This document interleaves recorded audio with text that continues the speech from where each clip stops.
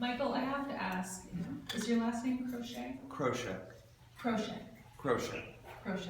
Like Porsche. Like Porsche, but Kroesche. Thank you so much.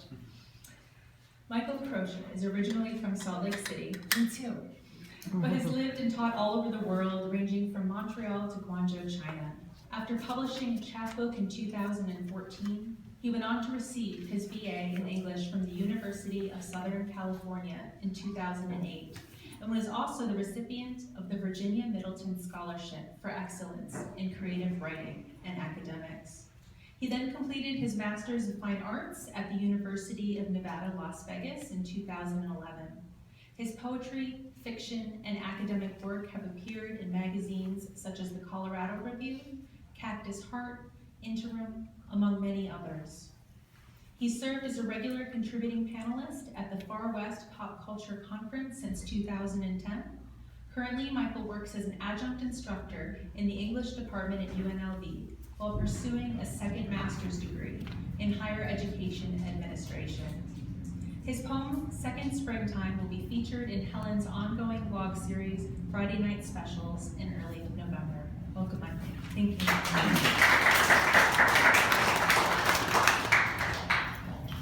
The chapbook was actually 2004. That might have been my typo. Oh, no, it was me. That would be impressive that I had the chapbook published. Wait, and then I got into poetry. All right, this first one is actually an elegy for a dear friend that lost his brother last Thanksgiving. He was a classmate of mine when I was at UNLV, a contractor. He wrestled monsters, tearing the boned neck from a blue-black fish long as two toddlers that night on a boat deck. I know that odor. The crouched behemoth appearing between lamp lightings. I've seen it swell in solitude, the quiet minutes peeling pomegranate seeds out of squat red fruit, alone when my own mind ambled between dimmed trees, footpaths riddled with iron, saltpeter, dry castings. In the chasm of moments spent tracing lines from bedroom to sofa to kitchen and back endless as a room made from stones, carried one at a time by hand, the size of a line, all piled. How big is the house I've been building now? Your own stone house is brother-sized and unfinished. I feel a bit bad. A lot of these poems are downers. Writing a creative nonfiction piece that I just got the proposal accepted for Far West yet again, on the nature of grief, and I've just been, aside from some personal loss that I've suffered, I just seemed inundated with people who had friends or family members dying, and it became part of my life. And it just happened that I was also working on a manuscript about Aokigahara, Japan's suicide forest, and all of this just sort of began to dovetail together. So I feel bad. We had like a happy vibe going, and now I'm about to drop a lead brick on overgrown path. Dancers gasp on stage, audible above piano. Crumbled lifts. I'm watching my mother watch her young self die. Every dancer is my young mother, dying in gasps above the orchestra pit. Eerie Killian rises up while my mother speaks. My mind remembers as my body doesn't, and it depresses me. I'm my young mother in that moment, on point. Then body gives in to past ailments, the milk skin shredded from my arms. Next one is Second Springtime. This is the one that's being featured now. 2 days warmth this November, the hackle-snapped irises riot one last in flower beds along the walk.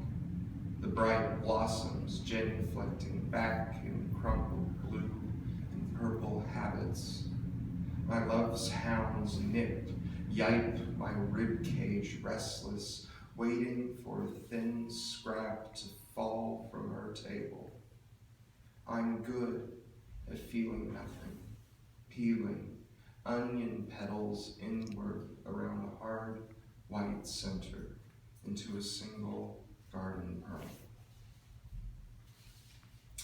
And I've got one more, and it's a little longer. It's called thaumatrope, lips. It's called thaumatrope, which, if any of you know, it's an old Victorian toy. I think it's a Victorian toy, where it would have an image of like a bird on one side and then a cage on the other, and you would spin the twine, and then the images would overlap. Thaumatrope. I open the apple, find a vein. As an addict, a human conducted in form and thought, like a spindle stuck in trees, the simulacra take shape, multiply, dominate every nervy muscle. As a person, spin me, the way days turn to shivering husks along the sand sea, the empty gulf life inhabits between twin images. A thaumatrope, cage, bird, cage, bird, cage, bird. Which overlays the other? The dominating force pushed by physics, my holy trajectory determined in thin, kindling fingers, white, body grows fat, hair recedes. This is not what my mother told me about life, promised. Golden lily leaves on every water, geometry between keys. What I learned instead, take aim at what you love before you unlove them. Another, image, self, image, voice, image, God. It's all mashed together before you can translate the delineations. In the air, particles vibrating, hitting anvil, hammer, the flesh's metallurgy making sensation from unseen things pulled in flame. I burn and burn while burning, wait for salve, imagine something so large that moves as quickly between trees. Every branch is an arm we extend in a slow, lonely push. All trauma drawn from my skin, I shed the rest while harpies nest in nooks. Snap, the spine suddenly worthless, a mobile unpinned from above the crib, random pieces on the table separated by movements lost. Backbreaker, beak wetted with sticky sap. When I loved you fully as a mountain, moving gravel scratched against blue sky. Did our disease lead to a return?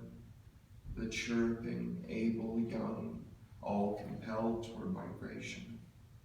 Did they tumble out one after another, hurtling downy bodies, skipped against the cliff face, our own descent, I saw, dancing love in repeated flips, our own hollow bone bodies tangled together, each rolling broken, but one image, up, down, up, down, up, down.